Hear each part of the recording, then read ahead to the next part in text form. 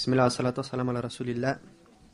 En nombre de Allah, clemente y misericordioso, que la paz y las bendiciones sean con el profeta Muhammad sallallahu alaihi wasallam. Comenzamos ahora a tratar de comprender cuáles son las refutaciones o el porqué de los argumentos que recién presentamos sobre los Jawarij o los Jarijitas están equivocados y lejos de la verdad. Primero, nosotros mencionamos que el primer argumento que ellos presentan está basado en la definición de imán, y que el imán es una creencia en el corazón, ¿sí?, la expresión o el testimonio, y por último los actos, y que si algún acto no se cumple de lo que es obligatorio o se comete algún acto de lo que es ilícito, esta tercera parte no estaría presente y por lo tanto la persona dejaría de tener completamente fe. Para comprender esto, yo escribí aquí, está un poco pequeño, pero habíamos hablado ayer que la fe se divide en tres partes. Hay algo que se llama aslul iman, o la base de la fe mínima, que es la que uno obtiene en el momento de decir la shahada. Cuando uno dice ashhadu an la ilaha illallah, ashhadu anna Muhammad Rasul, uno comienza a tener la base de la fe en su corazón. Y mientras siga creyendo en la unicidad de Allah y que Muhammad sallallahu alaihi wasallam es su mensajero, tiene en su corazón esa base mínima que lo hace ser musulmán. Solamente musulmán, ni creyente, ni muhsin, solamente musulmán. Existe un grado por encima de esa base de la fe que se llama Kamal al-Iman al-Wajib, o la fe mínima obligatoria. Es decir, el musulmán, además de la base de la fe, comienza a desarrollar con su testimonio y con sus obras una fe que es mínima obligatoria que tenga para merecer el paraíso y no merecer el infierno. Esa es la segunda. Y luego existe algo que se llama Kamal al-Iman al-Mustahab, o la fe recomendada. Es decir, cuando uno ha cumplido con todo lo obligatorio y se abstiene de todo lo prohibido, es recomendado que siga haciendo de las obras, aquellas que son voluntarias o recomendadas, para seguir elevando su nivel de fe. Pero que si no tiene ese nivel de fe, de todas maneras tiene el mínimo obligatorio, que es el segundo, lo cual le garantiza la entrada al paraíso y estar a salvo del infierno.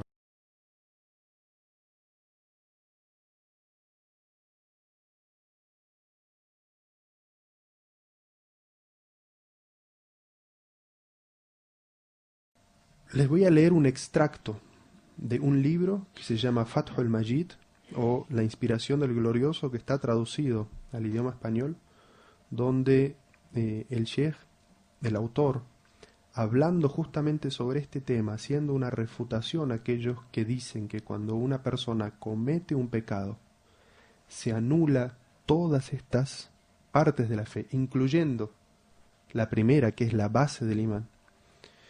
Refutando esa idea, el sheikh hace un escrito que me pareció muy condensado y muy certero, y por lo tanto se los quiero leer para que no sean simplemente palabras mías. El autor dice: el profeta sallallahu alaihi wasallam dice en un hadiz: no ha de creer ninguno de vosotros hasta que no coincidan sus inclinaciones con aquello que he traído. La frase en idioma árabe original es la yu'minu ahadukum, es decir, no tiene fe. Si uno lo traduce literalmente, la palabra del profeta sallallahu alaihi wasallam es no tiene fe. ¿A qué fe se está refiriendo el profeta sallallahu alaihi wasallam en este hadiz? ¿A la primera, a la segunda o a la tercera? ¿O a todas ellas en su conjunto? Eso es lo que nos va a explicar el autor del libro. Dice: es decir, que no ha de ser de la gente que completa su fe, el grado por el cual ha de acceder al paraíso y salvarse del infierno. ¿A cuál se estaba refiriendo de los tres? ¿A qué número de los que yo he puesto ahí? Al 2. ¿Estamos de acuerdo? Si el profeta sallallahu alaihi wasallam dice, la yu'minu ahadukum, no ha de creer. Es decir, no ha de tener la fe, ¿cuál? La base, la fe mínima obligatoria o la recomendada. El profeta sallallahu alaihi wasallam se está refiriendo a este tipo de fe. Es decir, aquella persona que sus inclinaciones no coinciden con el mensaje del profeta sallallahu alaihi wasallam, esto de aquí no lo tiene. No significa que no tenga, es decir, que no permanezca siendo musulmán. No es un creyente que tiene su fe mínima obligatoria completa, pero sigue siendo un musulmán. Dice luego el autor, es decir, no ha de ser de la gente que completa su fe el grado por el cual ha de acceder al paraíso y salvarse del infierno, pero puede pertenecer a aquellos que pecan y no dejan por ello de ser musulmanes. Las inclinaciones que se mencionan son aquellas cosas que ama el ego, por lo que si el musulmán ama y se inclina hacia cuanto ha descendido sobre el profeta sallallahu alaihi wasallam, sin preferir su desobediencia, será de la gente que tiene la fe completa. Pero si por el contrario esta inclinación no se concreta en ciertas ocasiones,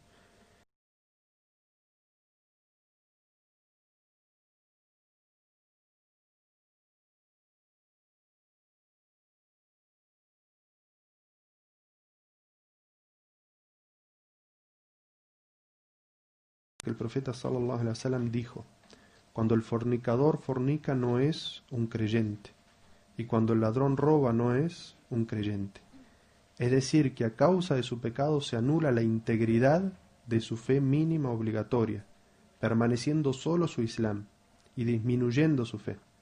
Por eso no puede decirse de esa persona, es decir, un musulmán que comete pecados, no puede decirse es un creyente, describiéndolo, a menos que se especifique como creyente pecador, o creyente por su fe, corrupto por sus pecados.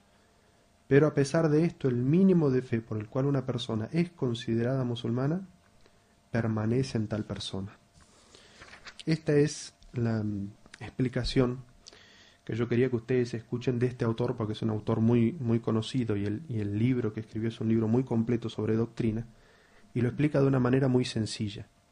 Es decir, es cierto, una persona cuando comete un pecado, hay parte de la fe de su corazón que se anula y que no tiene, pero no por ello significa que ese grado de la fe que desaparece hace que la persona no tenga esa fe mínima obligatoria que lo mantiene a él dentro del círculo del Islam, que es lo que se llama el tasdiq, o el hecho de decir, sí, yo creo que Allah es uno y único, y que solo Él merece los actos de adoración y devoción, y que Muhammad sallallahu alaihi wasallam es el último de sus mensajeros.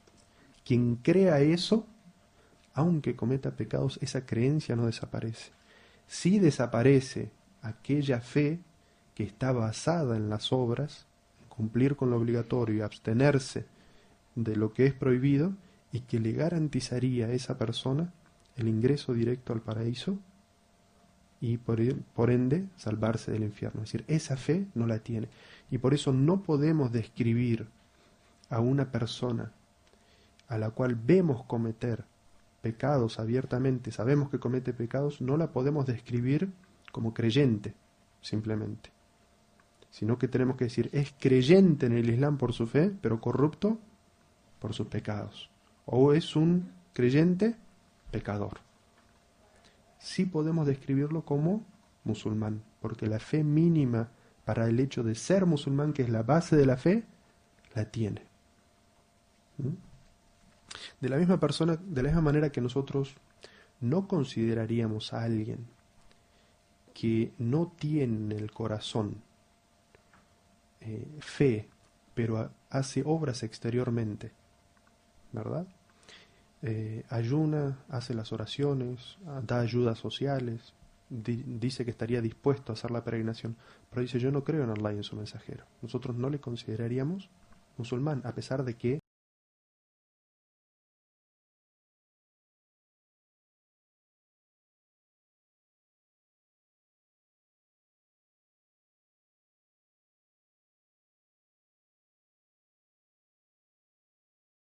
creencia, una aqida.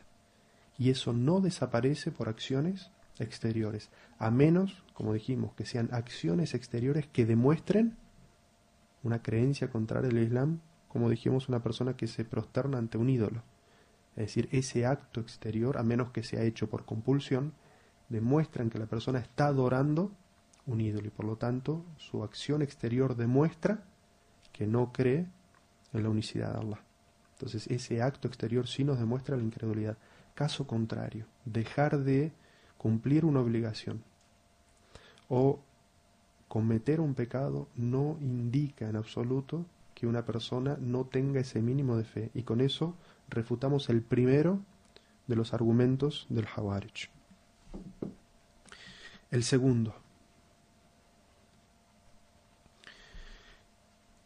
Ellos habían dicho que Allah Azza wa Jal menciona algunos pecados como inmoralidad, fisq, y menciona a otros pecados o los describe como dhulm, actos de injusticia.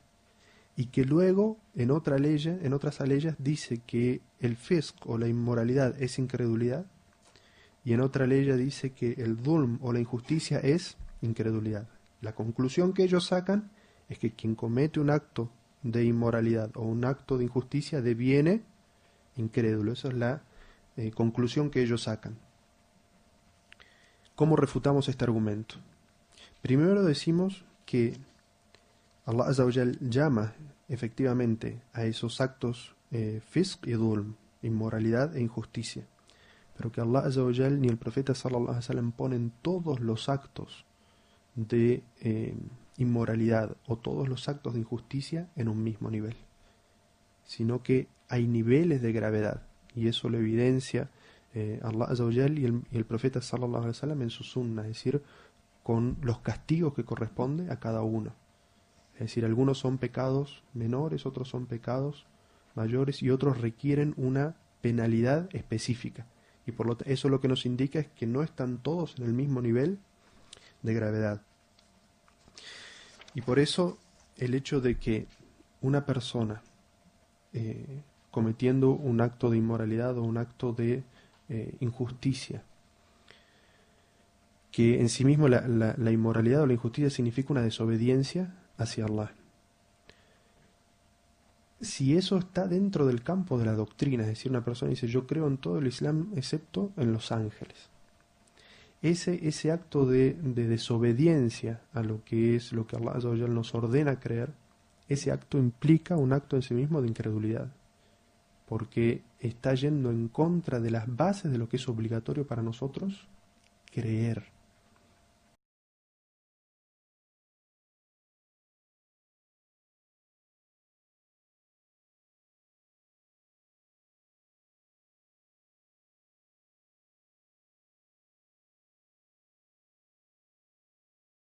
Ha dejado de creer en algo que es obligatorio y por lo tanto deviene incrédula por su propia creencia. Pero una persona que comete un pecado, como puede ser incluso el hecho de consumir embriagantes, es un acto exterior que tiene que ver con sus actos, más no con su creencia. Entonces no podemos darle el mismo grado. El profeta sallallahu alaihi wasallam diferenció sobre esto también. En un hadiz, el profeta sallallahu alaihi wasallam dijo: calumniar a un musulmán es una inmoralidad, fusuq, y combatirlo o matarlo es un acto de kufr. Es decir, el profeta sallallahu alaihi wasallam menciona dos pecados distintos y hace una diferencia entre ellos. Uno es un acto inmoral y el otro es un acto de incredulidad. Es decir, que hasta el profeta sallallahu alaihi wasallam nos está diciendo que las obras no son todas iguales. Hay obras que son más graves que otras. Dejar de hacer algunas cosas es más grave que dejar de hacer otras. De todas maneras, hay que mencionar que este hadith del profeta sallallahu alaihi wasallam, como lo vamos a entender más adelante, cuando dice matar a un musulmán o combatirlo es kufr, no se está refiriendo a la incredulidad que significa dejar de ser musulmán. La tercera prueba de los Hawarij.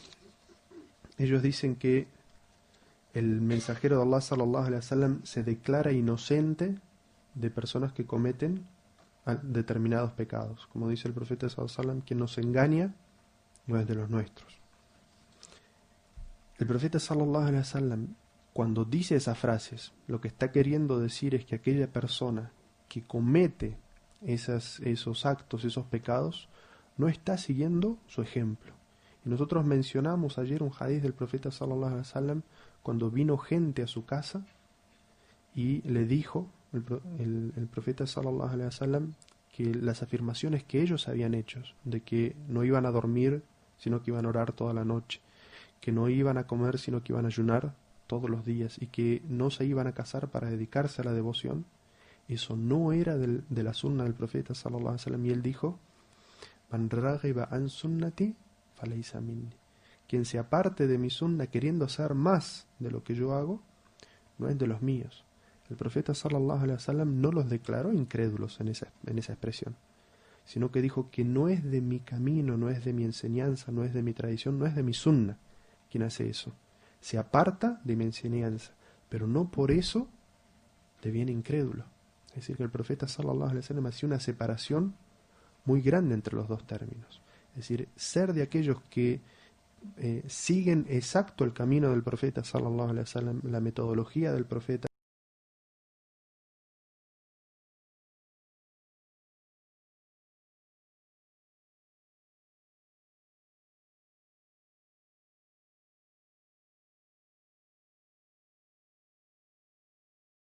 son de la sunna. Pero no significa que no haga cosas que son de la sunna ni que haya dejado de ser musulmán. Es decir, no hay una negación absoluta.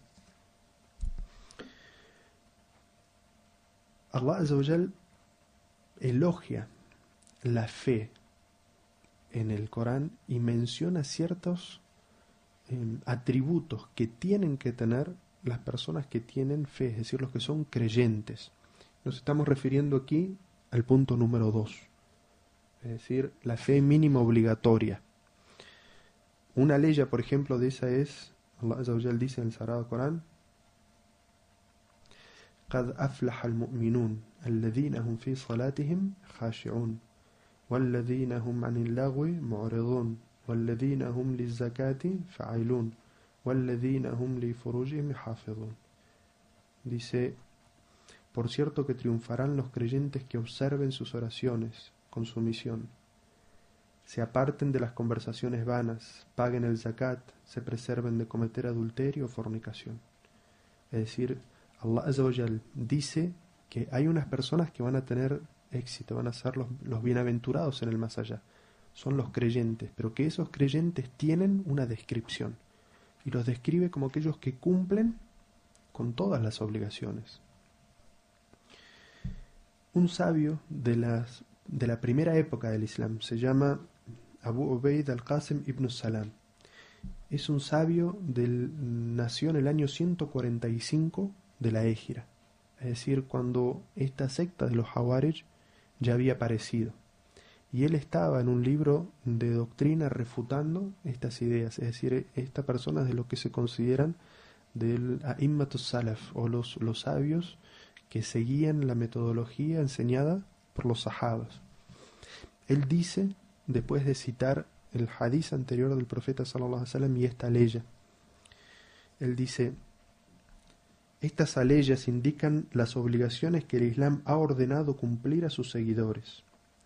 Los hadices y la sunna describieron los rasgos completos de la fe. Cuando los pecados se mezclan con la fe, puede decirse que esto no es lo que Allah ha ordenado a los creyentes, y que esas no son las señales por las que se identifica la fe. Es decir, que esa no es la realidad de la fe. Pero eso no significa que no haya fe en absoluto. ¿Cómo puede decirse que una persona no es creyente y a la vez se afirma que no ha perdido toda su fe? La expresión es la siguiente. En el idioma árabe se utiliza la expresión no has hecho nada, ma fa'alta shay'an, cuando se quiere decir en realidad no lo has hecho.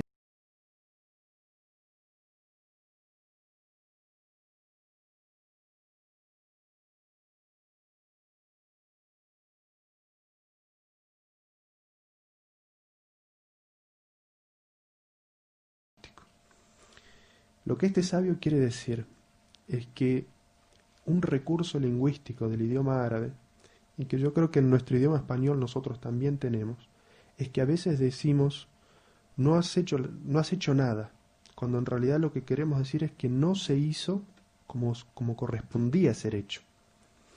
Entonces, que los textos que están mencionados en el Corán y la Sunna, en el cual se niega la fe, en realidad están hablando de que no están haciendo o no tienen la fe como deberían tenerla, es decir, de la manera completa, porque la fe es, como en esa ley que acabamos de decir, el que tiene fe cumple con sus oraciones de manera completa, se aparta de las conversaciones vanas, paga el zakat, se preserva de tener cualquier relación sexual que sea ilícita, es decir, de esa manera es descripta la fe y el creyente. Pero quien no entre dentro de esta descripción, lo que se dice es que no está haciendo las cosas como corresponde, como deben ser hechas para ser descriptas de esa manera, pero que no significa que no tenga fe en absoluto. Es decir, lo que nos está diciendo es que debemos comprender esos textos acorde a la comprensión que se tenía de ellas originalmente cuando el Corán bajó. Y por eso decimos que es importante comprender el Corán y la Sunna acorde a la comprensión que de ellas tuvieron los sahabas. ¿Por qué siempre hacemos esta acepción y decimos, sí, el Islam es Corán y Sunna, pero Corán y Sunna tal como lo entendemos nosotros o tal como lo entendieron los sahabas? Es decir, si uno quiere, esa es una de las cosas especiales que tiene el Islam y no tiene ninguna otra religión hasta donde yo conozco, que todo se debe remitir a su idioma y su comprensión original en su contexto geográfico y de su época. Es decir, todas las cosas evolucionan. El ser humano, el pensamiento, incluso el idioma de las personas, evoluciona, cambia. La comprensión de una palabra, por dar un ejemplo, aquí le dicen carro al vehículo ese que tiene 4 ruedas y un motor delante, ¿verdad? Yo en Argentina, ustedes me dicen que tienen un carro, yo entiendo que tienen un vehículo de 2 ruedas de madera tirado por un caballo, ¿verdad? Es la misma palabra, sin embargo, la comprensión es distinta. Con el idioma árabe pasa exactamente lo mismo, ¿perdón?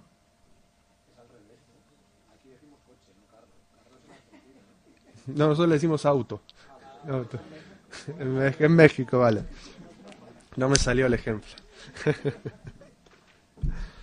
Este, ¿dónde está?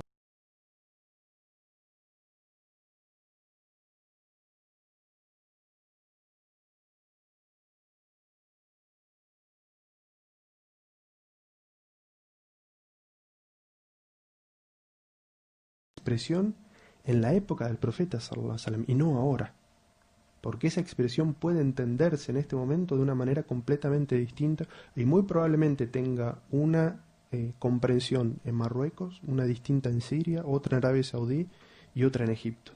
La misma palabra o la misma frase. Entonces, por eso es que siempre decimos, el Islam correcto es el Corán y la Sunna, tal como lo entendieron los compañeros del profeta sallallahu alaihi wasallam. Es decir, los significados, la comprensión que ellos, que eran los testigos del descenso de la revelación, ya sea la revelación directa que es el Corán o la revelación indirecta que es la Sunna, qué fue lo que ellos comprendieron de esas palabras. Y esa comprensión es la que debemos nosotros seguir. Y por eso es que si bien uno puede hacer investigaciones sobre el Islam en otro idioma que no sea el árabe, por ejemplo el español, un veredicto final siempre debe remitirse al idioma árabe, porque estos textos sagrados solamente pueden ser comprendidos en su cabalidad en el idioma original en el que descendieron. Y por eso mi consejo, hermanos, para todos, es que si bien no es una obligación el estudio del idioma árabe, para ser musulmán no hace falta saber idioma árabe, todos aquellos que tengan la curiosidad y el amor por el conocimiento, es mucho más fácil dedicar 3 o 4 años de su vida a aprender el idioma árabe, a pasarse 20 o 30 o 40 años investigando sobre el Islam en idioma español.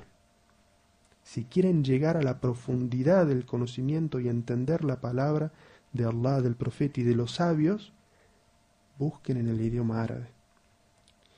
Yo les puedo transmitir mi experiencia personal. Yo cuando fui a estudiar a la Meca solamente sabía decir en árabe Salamu alaikum y decir las partes de la oración. Era todo lo que yo sabía. Y hasta ese momento yo leía el Sagrado Corán solamente en idioma español. Había aprendido a leer idioma árabe. Es decir, yo recitaba el Sagrado Corán, mas no entendía qué es lo que estaba diciendo. Desde el momento que yo aprendí el idioma árabe, yo no he vuelto a leer el Sagrado Corán en idioma español. Porque la profundidad de significado y la dulzura que transmite el Corán en idioma árabe, aunque uno lo lea 20 veces en idioma español, no llega a tener esa misma sensación. Entonces es mi consejo para todos ustedes, para todos los que quieran ahondar y llegar a ese nivel de conocimiento y de disfrutar los textos sagrados, que inviertan un tiempo en el aprendizaje del idioma árabe, porque van a poder disfrutar mucho más de los textos sagrados que si los leen en español o cualquier otro idioma. Otro ejemplo de este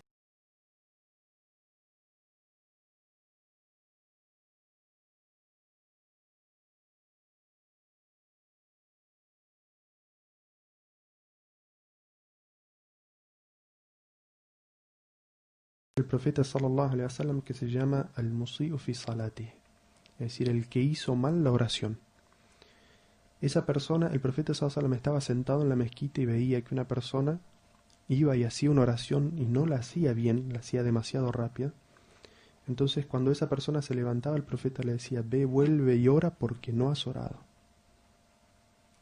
El profeta sallallahu alaihi wasallam no le había dicho que no había hecho la oración porque era imposible, esa persona había hecho la oración. Lo que no lo había hecho era correctamente.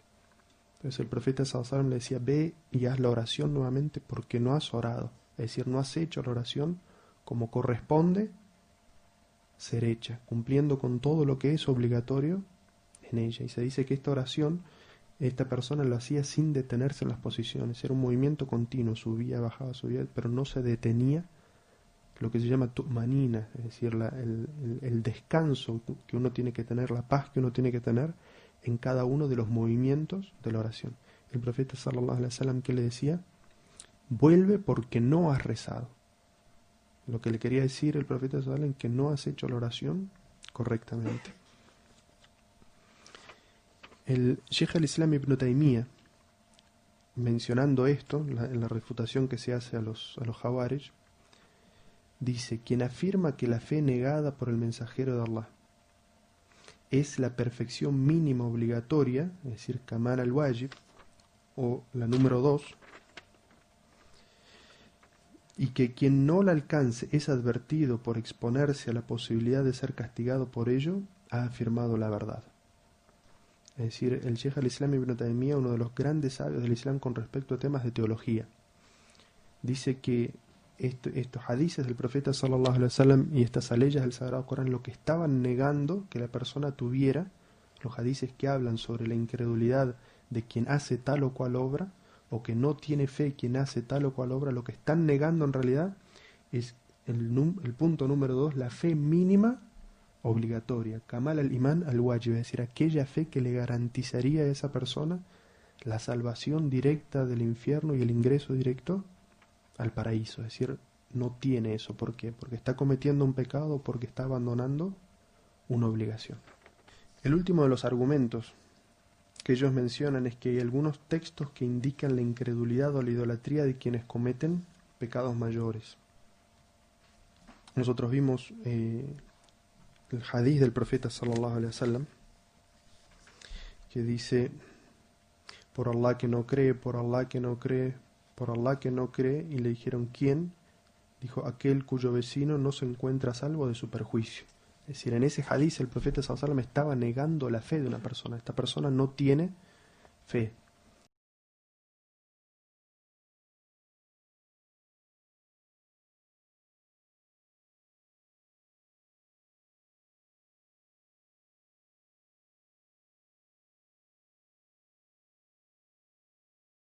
indicaba en algunos hadices, algunas obras que pertenecían a la época preislámica, como por ejemplo el hadiz del profeta sallallahu alaihi wasallam que dice: tres asuntos pertenecen a la ignorancia pagana preislámica: calumniar el linaje de las personas, gritar en los entierros y la astrología.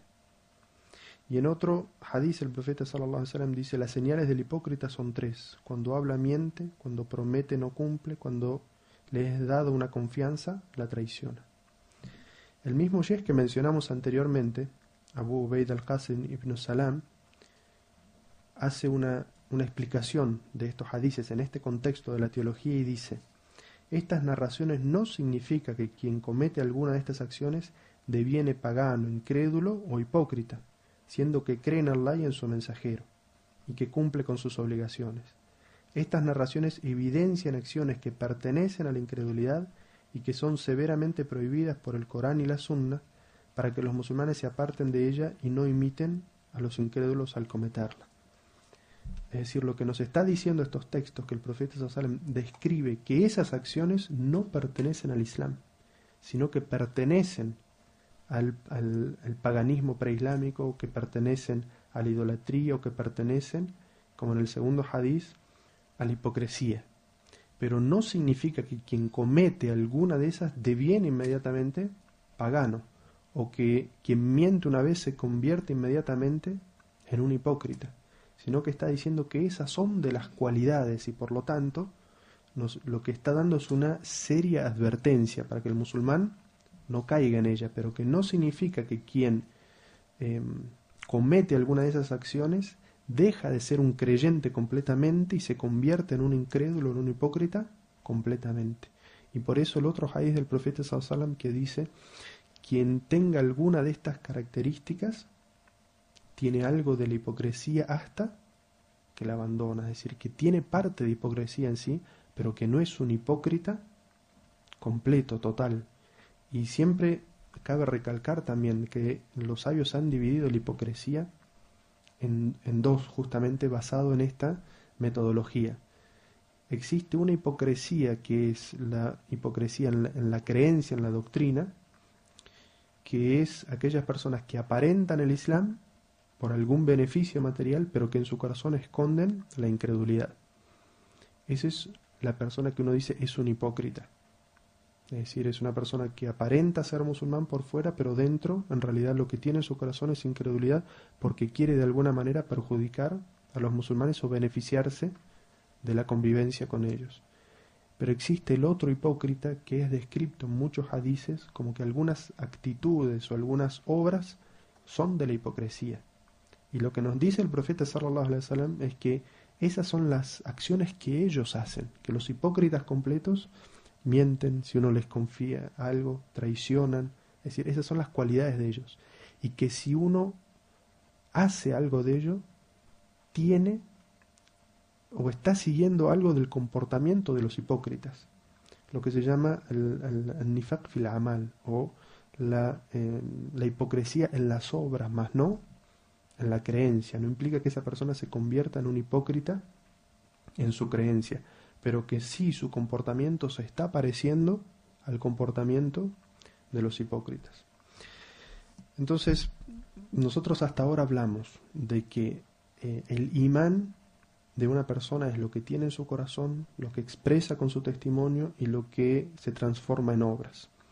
Y que una de las equivocaciones de un grupo es que consideraron que toda aquella persona que comete un pecado capital o abandone una obligación, toda su fe desaparece, inclusive la base de la fe. Es decir, que esa persona deviene incrédula.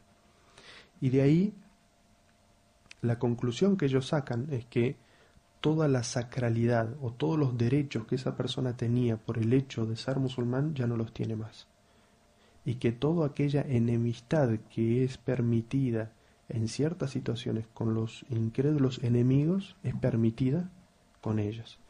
Y de ahí es donde uno puede comprender por qué estos grupos extremistas o terroristas se justifican a sí mismos, incluso cometer asesinatos, la mayoría de ellos en países islámicos, matando a musulmanes, ¿cómo es que ellos llegan a esta conclusión de que es permitido para ellos matar a todas esas personas a las cuales ellos no consideran siquiera musulmanes?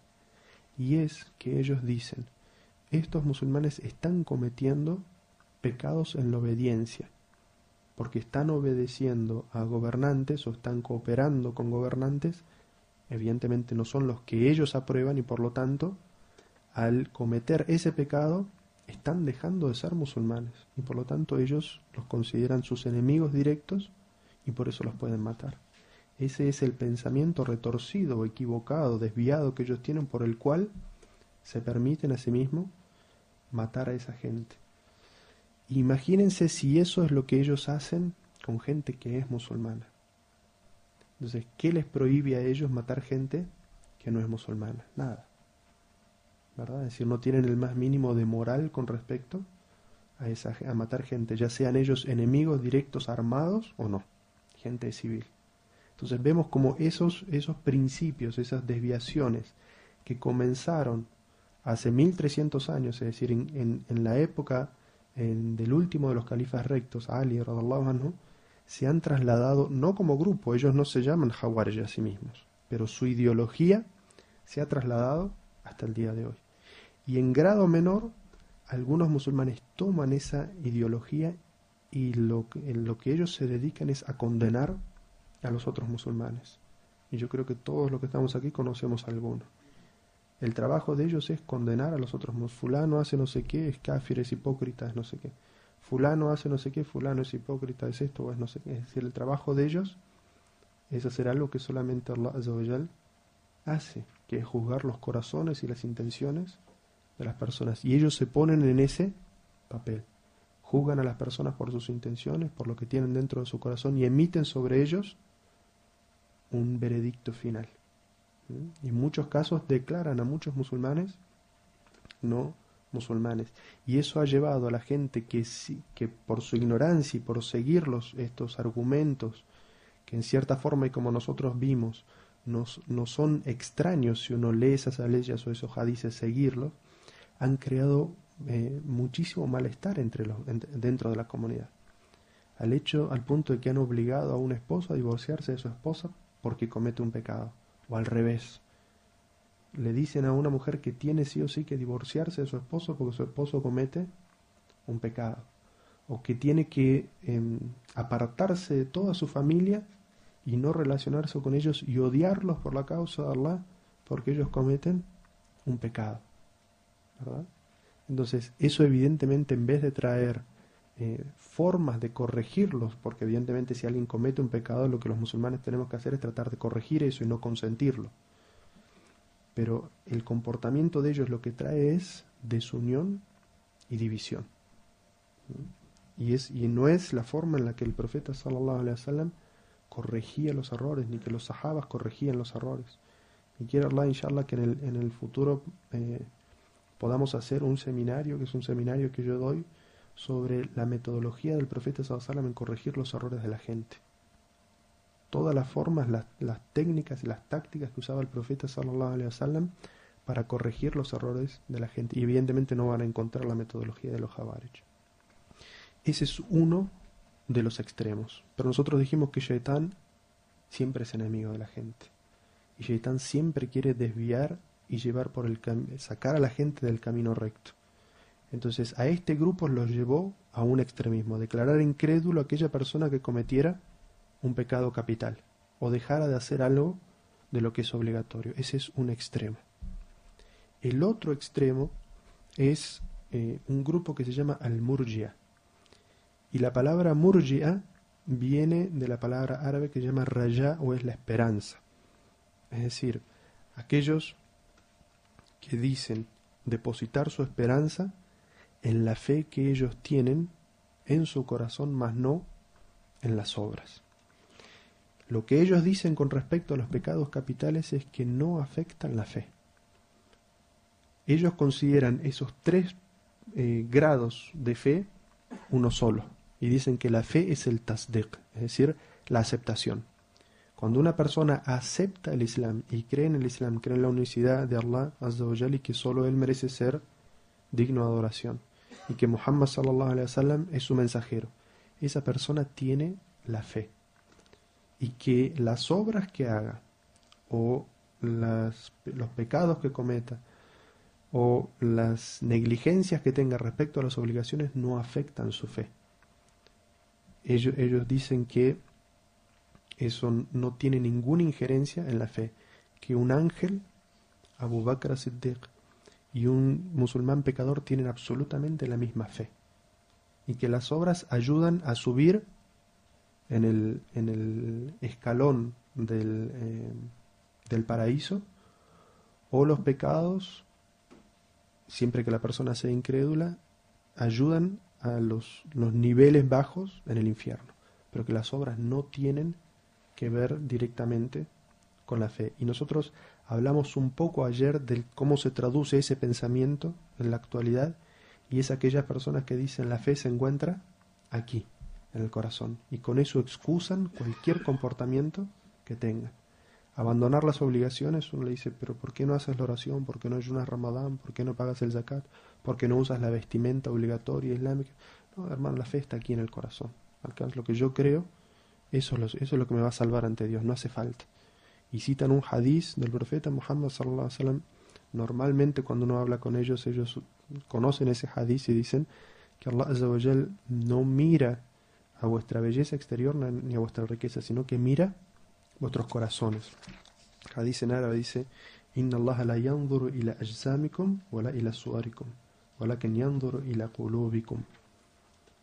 Ellos citan esa parte del hadith, pero la narración completa del hadith es que el profeta sallallahu alaihi wasallam dice: Allah la yanzur ila qulubikum wa a'malikum. La narración completa del hadith es que Allah no mira vuestra riqueza ni mira vuestra belleza física, sino que lo que mira es vuestros corazones y vuestras obras. Es decir, que Allah, ¿por qué juzga a las personas? ¿En base a qué juzga? Que sean creyentes o no sean creyentes, que sean buenos musulmanes o malos musulmanes, a la pureza del tawhid que tienen en su corazón, a la fe y a las obras que ellos hagan.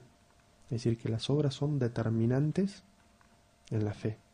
Por eso los sabios dicen en ese aspecto que cuando hacemos una explicación de esa definición de que la fe es el testimonio en el corazón, una expresión de testimonio y obras con el cuerpo, que si las obras no están o el testimonio no están, eso implica la enfermedad de la fe que está en el corazón o su inexistencia.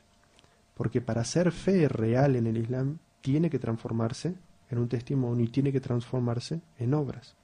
Es decir, una persona que dice yo tengo fe y no obra, significa que su fe está enferma definitivamente, o sea, no es una fe sana, pero incluso puede significar que su fe sea una fe hipócrita, mentirosa, lo que se llama en árabe un iddia, es decir, pretender algo que en realidad no tiene. Porque si esa fe fuera sincera, lo llevaría a expresar su fe con la verdad y lo llevaría también a obrar conforme a su fe. Pero una persona que dice yo tengo fe en algo y no obra según eso, los sabios dicen eso indica cuanto menos que esa fe está enferma, pero puede llegar a significar también la inexistencia de la fe. Es decir, que los sabios sí dicen que quien abandona completamente todas las obligaciones y comete los actos que están prohibidos, eso indica también la inexistencia de la fe. Lo que no llega es al nivel del Jawarij, que dicen que la persona que comete un pecado capital deviene automáticamente incrédula. Pero es un equilibrio entre los dos extremos, entre los que declaran incrédulo el que comete cualquier pecado capital y aquellos que dicen que los pecados capitales o las buenas obras no tienen influencia sobre la fe. Quien cree con el tasdik, con la expresión, significa que tiene una fe completa. Esos son los dos extremos. Hasta aquí llegamos, inshallah, con este tema de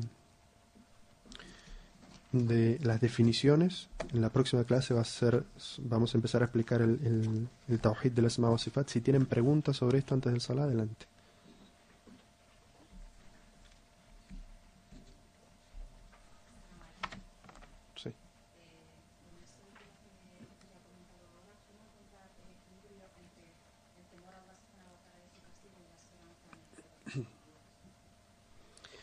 Bueno, es una muy buena pregunta.